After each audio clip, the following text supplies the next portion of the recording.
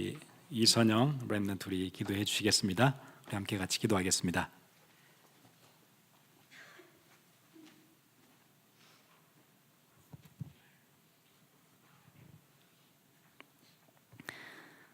Let's pray. Father, thank you for calling your people to worship. Many times we take this time as privilege, as if it's something that we deserve. But forgive our hearts in sometimes taking this time lightly. Father, we have disbelief in you many times throughout our week because of our loneliness, lack of background, and some problems and weaknesses that we have. But today, we want to give you thanks for even our loneliness, because we have no one to depend on. We can truly depend on you. Because we have no one helping us, we have the luxury of asking you for help. In you, we really lack nothing. We want to thank you for our lack of background, because we can find our pride in being your children and being your remnants. No matter high or low we go in this life, nothing will compare to who we are in you. We want to give you thanks for problems, because that much more we can enjoy being with you as your children. God, you are more than the answers that we desire. We want to give you thanks for our weaknesses, because we then turn to you and seek only you. You are our truest security.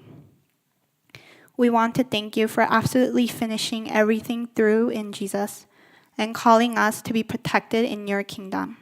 We want to thank you for overcoming Satan for us and fighting the battle for us.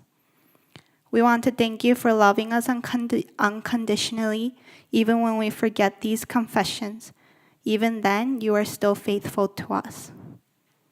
As you are our Father, we want to share our stories with you to spiritual orphans out in the world.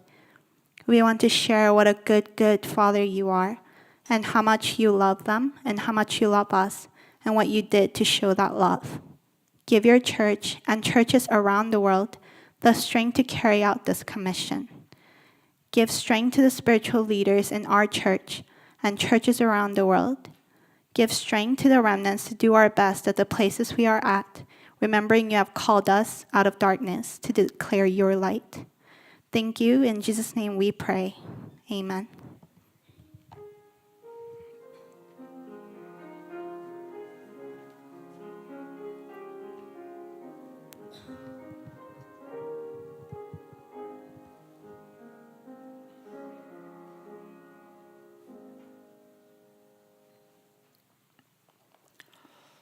오늘 우리 누가복음 우리 17장 우리 함께 같이 보도록 하겠습니다.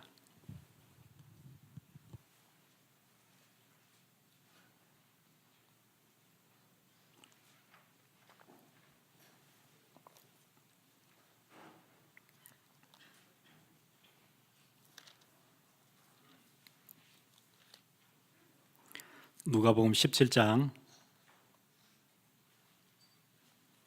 20절 그리고 21절 우리 두 절을 우리 함께 같이 읽겠습니다.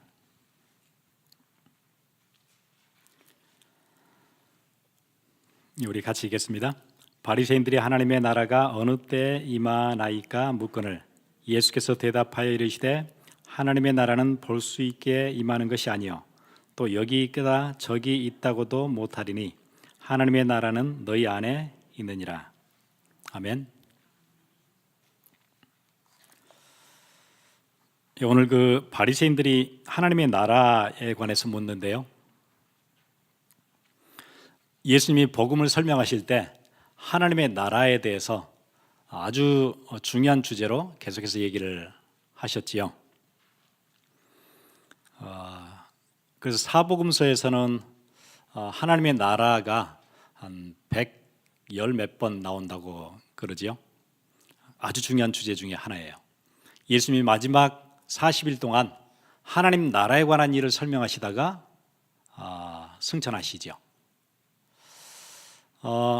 하나님 나라라는 주제는 아주 중요한 주제인데 이스라엘 사람들은 유대인들은 하나님 나라를 어떻게 알고 있었냐면은 하나님의 나라 그 나라가 임하면은 모든 악과 모든 이방 민족들을 하나님께서 다 벌하시고 심판하시고 하나님의 나라를 세우는데 어떤 나라를 세워요? 이스라엘을 든든히 세워가실 것이다. 그게 주이시들이 알고 있던 하나님 나라에 대한 이해였어요. 빨리 하나님 나라가 와야 되는 거예요. 그래야 우리가 해방받고 정치적으로도 풀려나고 그래야 우리에게 축복이 시작되어지고 모든 악이 다 소멸되고 모든 이방들을 하나님이 심판하실 것이고 이 나라가 든든히 세워질 텐데 그 나라를 누가 세우느냐? 메시아가 세울 거예요. 메시아가. 그러니까 바리새인뿐만 아니고 온 이스라엘 백성들이 그토록 갈망하고 열망하는 나라가 하나님 나라예요. 메시아를 기다리는 거예요. 그 메시아가 오시면 이 나라가 완성돼요.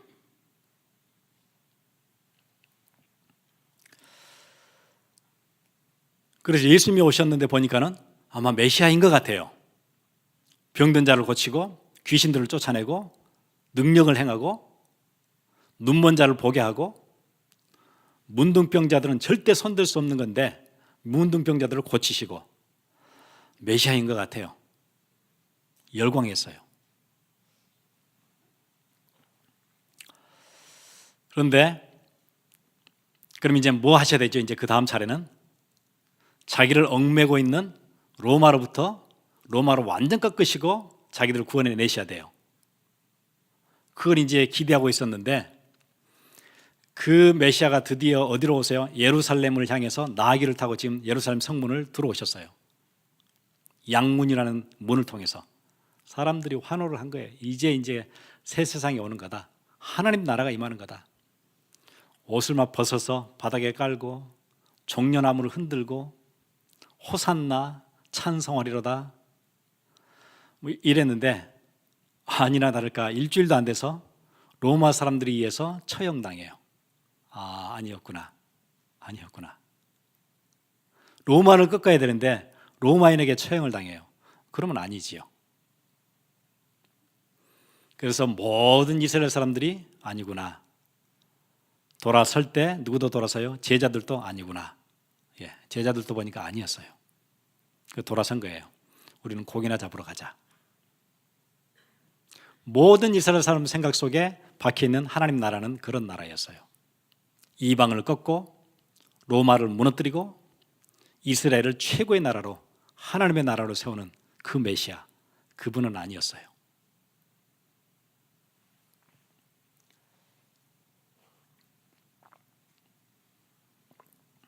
이스라엘이 메시아를 열망했던 거 이해되시죠? 그럼 요즘 교인들은 어떻게 하나님 나라를 이해하고 있어요?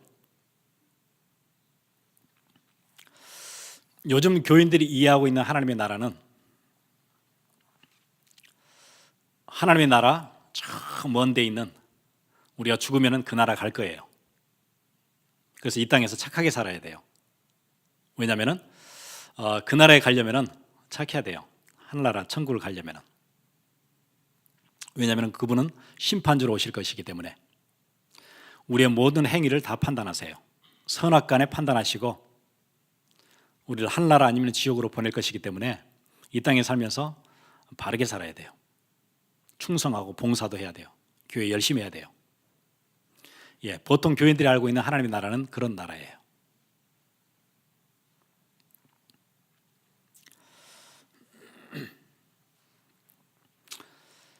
그래서 제가 어릴 때도 하나님 그러면은 하나님에 대한 그 속성을 어떻게 배웠냐면은 안 계신 곳이 없이 계신 하나님, 그렇게 배웠어요. 안 계신 곳이 없이 계신 하나님. 하나님은 어디든지 계세요. 우리 주일학교 때 많이 들었거든요. 그래서 어디든지 계시면서 뭐해요? 우리를 살피세요. 그러니까 무섭죠. 뭐 잘못하는지 금방 아세요. 어디든지 계시니까. 아무리 숨어서 해도 다 보세요. 그런 하나님이에요.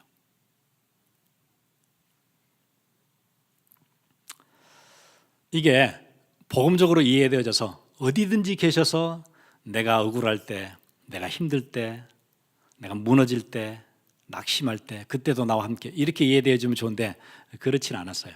어디든지 계셔가지고 나를 살피는 하나님이에요. 무서워요.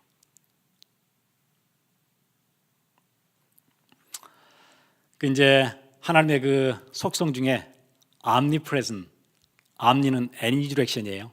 어디에나 다 계세요. 어디에나. 뭘로 계세요? 심판주로 어디에나 계세요. 늘 저는 무서웠어요. 하나님이 늘 무서웠어요. 다 계시니까. 아니나 다를까 어느 집회에 갔더니 그 집회 그 강사분이 천국에 가면은 스크린이 어마어마하게 큰 게 있대요. 어마어마하게 큰 스크린이 있어서 우리가 이 땅에서 했던 게 그냥 그대로 방영이 다 된다네요. 제가 그 얘기 듣고 나서 천국 가기 싫었어요. 그 뒤로. 와, 그럼 몇 개 다 나오면 그러면 부끄러워서 어떻게 그런 망신을 당하고 내가 어떻게 천국 가야 되나? 천국 가기 싫더라고요. 그런 나라 같으면 가기 싫었어요. 이게 보통 교인들이 알고 있는 하나님의 나라. 무섭지요, 그 나라는. 다 보고 다 판단하시고 심판하실 텐데.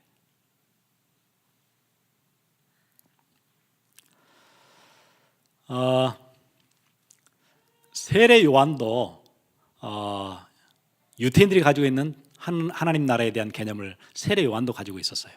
그러니까 세례 요한이 나는 내 뒤에 오시는 그분은 메시아신데 나는 그분의 신들매도 감당치 못한다.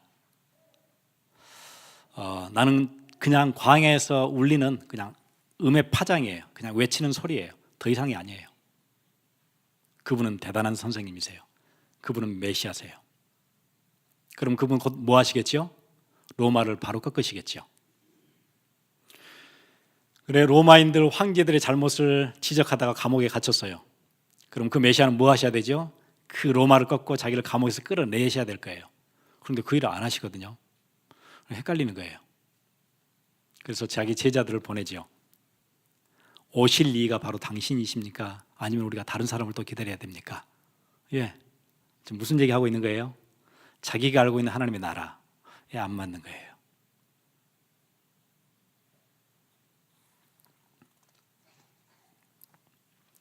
그런데 성경에 보니까 구약의 그 선지자들은 종말에 대해서 두 가지 개념을 사용했어요. 하나는 말세, 또 다른 하나는 내세. 그거를 in that day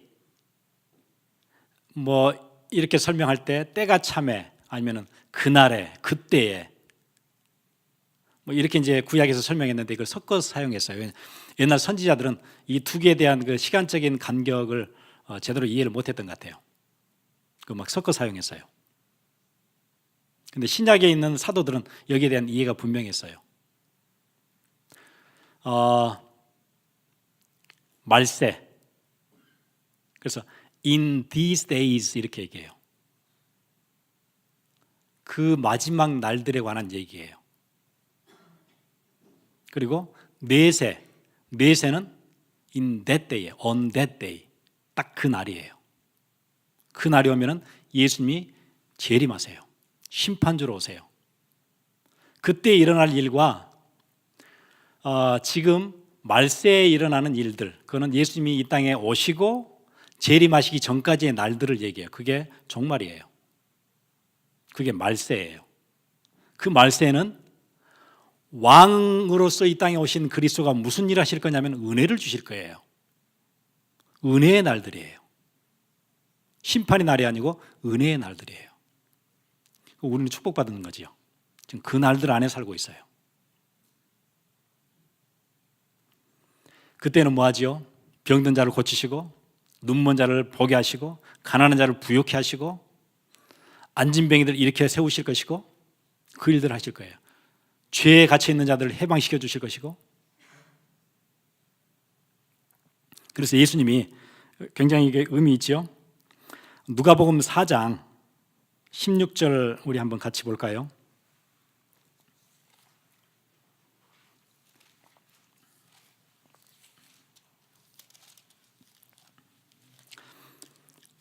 아, 16절부터 보시면은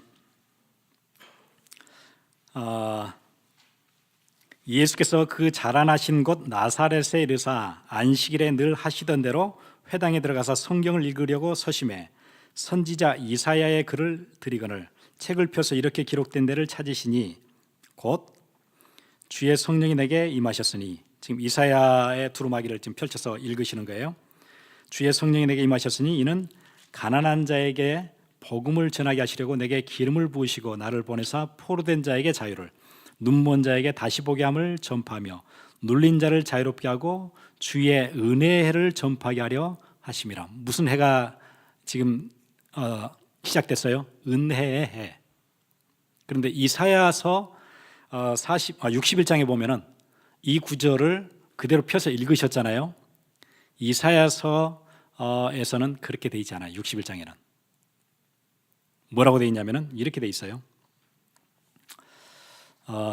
제가 한번 읽어드릴게요. 여호와의 은혜의 해와 우리 하나님의 보복의 날을 선포하여 모든 슬픈 자를 위로하되, 이렇게 돼 있어요. 앞에 내용은 똑같아요.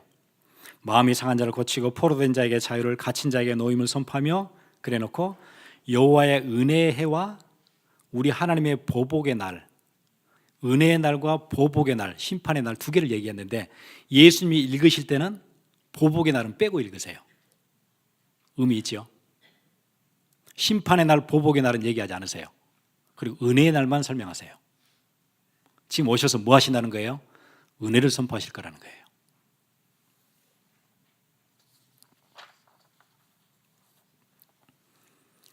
그러면은 성경이 얘기하는 하나님의 나라는 어떤 나라예요? 지금 주이시들이 생각하는 로마를 꺾고 이방을 다 무너뜨리고 이스라엘을 든든히 세우는, 이스라엘 나라를 세우는 그런 하나님 나라 아니에요. 우리 성도들이 지금 이해하고 있는 장소적인 개념으로 저 멀리 나중에 이 땅에서 열심히 예수 믿다가 천국 가게 되는 그 공간적인 개념, 물리적인 개념, 장소, 그거 얘기하는 게 아니에요. 예수님이 이 땅에 오셔서 처음으로 하신 메시지가 있었어요. 뭐죠? 회개하라, 천국이 가까이 왔다. 그 얘기 하시거든요. 무슨 얘기예요? 천국이 하나님의 나라예요. 하나님의 나라가 가까이 온 거예요. 그럼 하나님의 나라는 누구예요? 그리스도예요. 그리스도가 지금 가까이 오신 거예요. 어디에게 왔어요? 지금 그 사람들 앞에 왔잖아요. 역사의 한복판에 오신 거예요. 하나님 나라가 임한 거예요. 하나님의 나라는 나중에 여러분 죽어서 천국 가는 그 나라가 아니고 어디에 있어요? 지금 가까이 온 거예요. 어디에 왔지요? 여러분의 마음속에 오신 거예요. 그리스도가. 그 나라는 공간적인 개념이 아니고 통치적인 개념이에요. 다스리심이 시작된 거예요. 하나님의 다스리심이 여러분 가운데 있으면 사단의 나라가 건들지 못해요. 사단의 나라는 떠나갈 거예요. 그 축복을 우리가 매일 누리는 거예요. 우리 신자들이 그걸 많이 놓쳤어요. 그래, 천국 가는 게 저 하늘나라, 하나님의 나라, 나중에 죽어서, 그게 아니고 지금.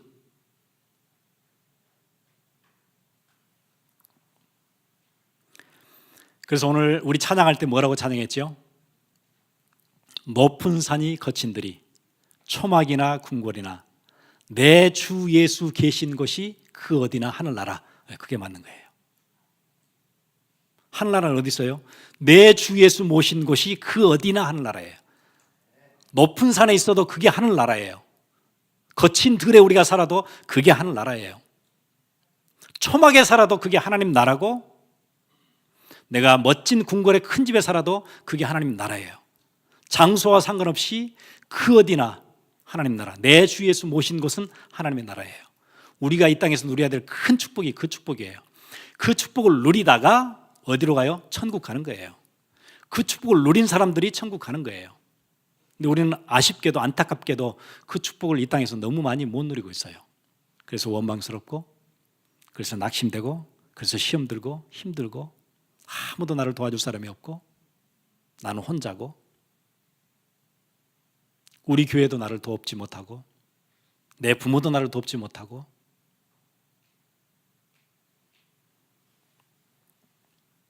왜 그렇죠? 내가 하나님 나라를 못 누려서 그래요. 이미 왔는데 못 누려서 그래요. 그럼 그거 회복하세요. 그리스도가 이 땅에 왕으로 오셨는데 심판주로 오신 것 아니에요. 아직 아니에요. 이 땅에 뭐로 오셨지요? 우리를 살리시는 자로. 우리에게 행복을 주시고, 우리를 치유하시고, 우리를 고치시고, 낫게 하시고, 싸매시고, 우리와 함께 하시려고 그래서 오셨어요. 은혜의 해예요. 아직 보복의 날이 아니에요. 그러면 우리의 성도들은 이 땅에서 최고로 축복받은 자들이죠. 아직 가지도 않은 천국을 이 땅에서 맛볼 수 있어요. 그걸 인조할 수 있어요. 그게 여러분의 삶이에요. 여러분의 어카운트에 돈이 없어도 뭘 누릴 수 있어요? 더 이상 필요 없는 천국을 지금 이 땅에서 누릴 수 있어요. 그게 여러분이에요. 누가 그걸 가능케 했지요? 예, 그리스도가 가능케 했어요. 그 축복을 누리는 거예요. 열심히 예수 믿어서 겨우 천국 가는 그런 거 아니에요. 이 땅에서도 하나님 나라를 맛보다가 천국 가는 거예요. 어떻게 하나님의 자녀들이 이 땅에서 지옥을 맛보다가 겨우 천국 가겠어요? 그것도 갈지 안 갈지 모르는 불안함 속에서. 그런 거 아니에요. 신자들이 너무너무 많이 오해했어요. 하나님의 나라를. 그 나라는 이미 여러분에게 와 있어요. 여러분 혹시 불안하세요? 뭔가 문제 터져가지고 고민하세요? 예, 거기서 하나님 나라 누리세요. 감람산 언약, 하나님의 나라.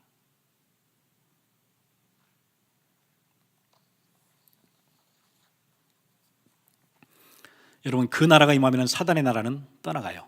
견디지 못하지요.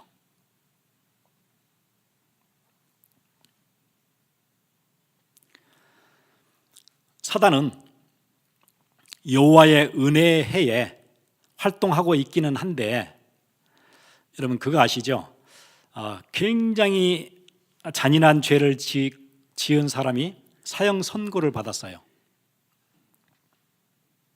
그런데 사형 선고를 받은 것과 집행 날짜가 같진 않지요. 보통 10년도 살고 15년도 살고 그래요.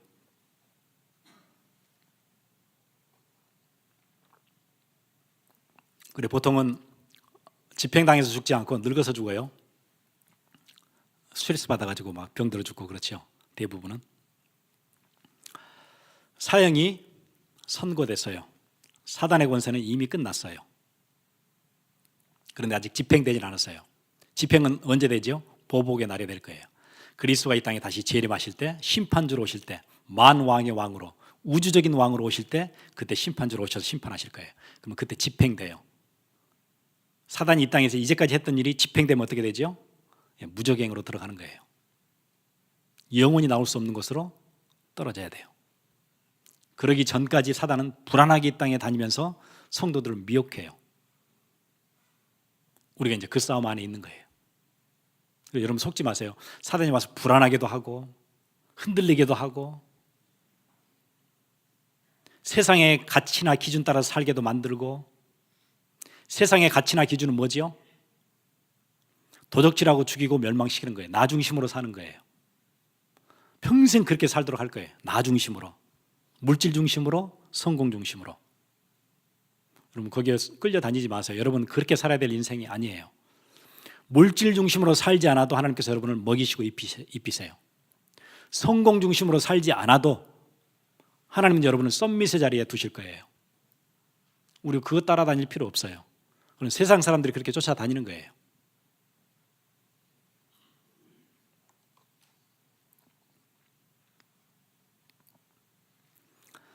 사단은 가장 먼저 여러분에게 저번 주 메시지처럼 불신앙을 집어넣어서 불신앙이 확 들어오면은 세상에 원리가 있어요. 나 중심. 그것 따라 살도록 해요. 아담이 그랬죠. 말씀에 대한 불신앙이 확 들어오고 나니까 그 뒤로는 나 중심으로 살게 됐어요. 하나님의 명령을 따르지 않고 나 중심으로 내가 판단도 하고 내가 결정도 하고 하는 자리, 선악을 내가 분별하는 자리까지 내가 올라가는 거예요. 나 중심이죠. 이제 하나님이 정해놓으신 선과 악을 따라가는 게 아니고 내가 정할 거예요. 선과 악은. 지금 그게 절정에 달한 게 지금 요즘 이제 21세기예요. 문화적으로 얘기하면 포스트 모더니즘, 후기 현대주의라 그러죠. 포스트 모더니즘에서는 모든 게 다 선과 악을 누가 결정해요? 내가 결정해요. 역사의 가장 높은 자리까지 지금 올라가 있어요. 내가 결정해요. 좋고 나쁜 건 내가 결정해요. 하나님이 결정해 주는 거 아니에요. 하나님이 가정을 이렇게 결정해 주셨어요. 디자인해 주셨어요. 그거 필요 없어요. 내가 결정할 거예요. 미국에도 male, female 그리고 다른 성도 만들었어요. male도 아니고 female도 아닌 성도 자기들이 만들어요.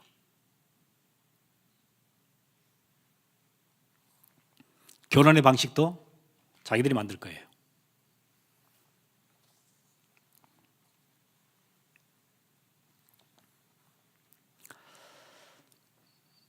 이런 세상에 갇혀 있지 않고 거기에 끌려다니지 않고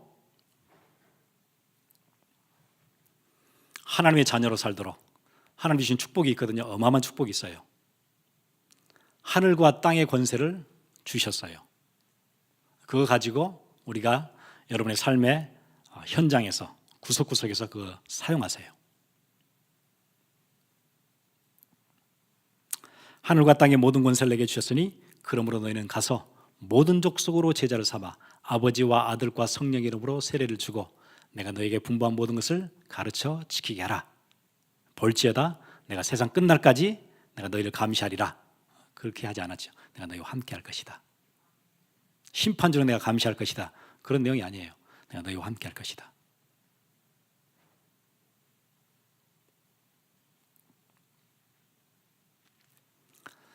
바울이 로마서에서 내내 했던 얘기가 그거예요. 우리가 양자권을 받아서 하나님 나라의 자녀가 됐어요. 그럼 이제 로마법에는 왜 양자를 세우냐면은 상속하려고 세워요. 보통 상속을 하려고. 내 지금 재산을 전부 다 누구에게가 주고 가야 돼요. 그런데 내게는 자녀가 없어요. 그럼 양자를 삼지요. 내가 네에게 다 주는 거다.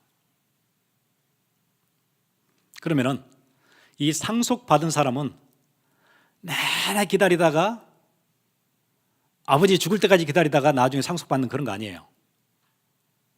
양자가 되어지면 그때부터 그 패밀리가 갖는 권세, 특권, 축복 같이 누리기 시작해요. 여러분 이 땅에서 내내 고생하다가 천국 갔을 때 그때 상속을 받는 게 아니고 그 나라를 상속받는 게 아니고 이 땅에서 하나님 나라의 자녀 됐어요. 그 축복을 지금부터 누리기 시작하는 거예요. 그 축복 중에는 저주의 세력과 대적할 수 있는 사단의 세력을 깨트릴 수 있는 권세도 우리에게 주셨어요. 이미 주셨어요. 그거 이제 사용하시면 돼요.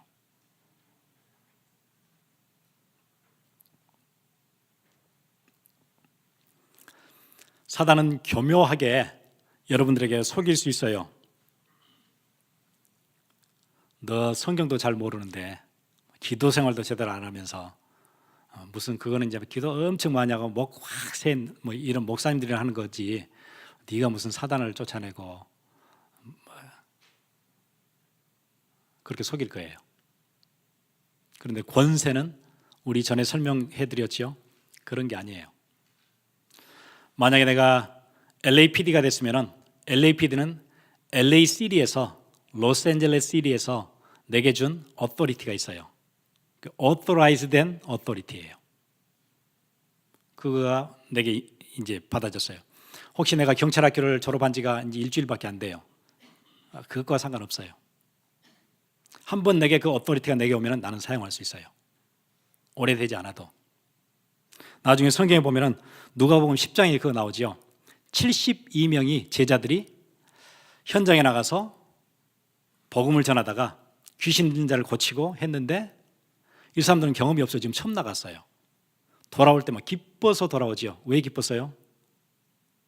귀신들이 항복하고 이런 일을 처음 봤어요. 귀신들이 그 제자를 보고 이번에 처음 나왔지 현장에 그렇게 묻지 않아요. 이번에 이제 처음 나온 거지 경험이 없지 그런 거 묻지 않아요. 누구의 권세로 가니까는요? 그리스도가 내게 주신 권세로 가니까. 예수님 뭐라고 이야기하시는가요? 하늘에서 악한 영들이 번개처럼 떨어지는 걸 내가 봤다 그러죠. 그런 일이 벌어질 거예요. 처음 나가도 여러분 이번 주에 처음 기도하더라도 그런 일이 벌어질 거예요. 어디서요? 여러분의 현장에서. 그거 누리기 시작하세요.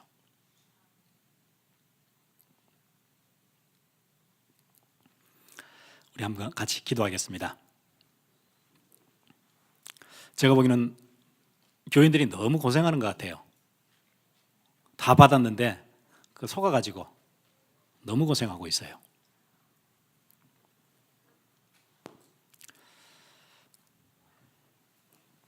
그래서 원망스럽고 힘들고 짜증나고 불안하고 미래 걱정되고 자녀들 보니까 답답하고 내 비즈니스 보니까 너무 힘들고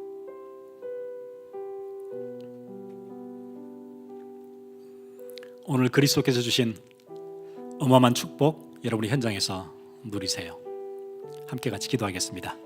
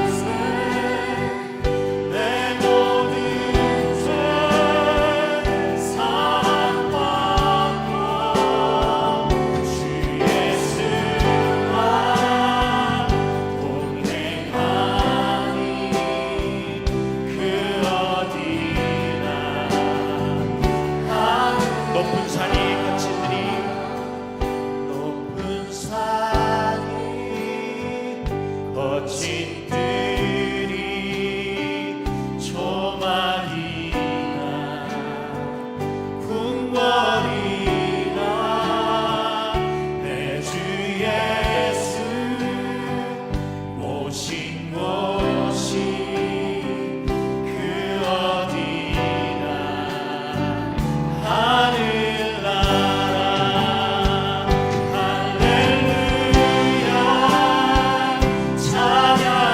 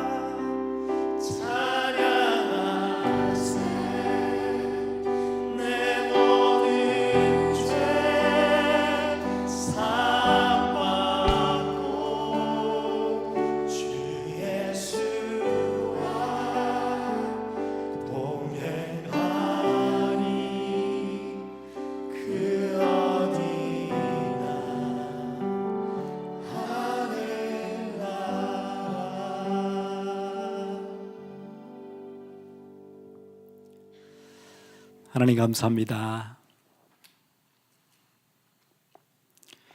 그리스도를 통해서 우리에게 다 주셨는데 우리가 뭐 가지고 있는지 잘 몰라서 많은 세월 힘들게 살고 원망하고 불안해하고 때론 낙심하는 많은 시간들을 보냈습니다. 주님께서 이미 이루게 주신 아름다운 권세 이번 주에 우리 현장 곳곳에서 누리게 하시고 체험하게 하시고 사용하도록 주께서 은혜 더해 주시기를 간절히 원합니다. 우리의 가정에, 우리의 일터에, 우리의 학업 현장에 흑암의 권세든 우리를 계속 속일 텐데 속지 않고 영의 눈을 떠서 우리가 세상을 살리는 새로운 시작이 되게 주께서 은혜를 더해 주옵소서. 지금은 우리를 구원하신 예수 그리스도의 놀라우신 은혜와 하나님 아버지의 무한하신 사랑하심과 성령님의 감화 감동 교통하심이 지금 이 자리에 하나님의 자녀로 새롭게 세상을 살리며 하나님 우리에게 주신 어마어마한 왕직 그 권세 붙잡고 우리의 가정 살리고 우리의 일터 살리고 우리 학교 살리기 원하는 주의 귀한 백성들 머리 위에 지금으로부터 영원토록 함께 있을지어다. 아멘.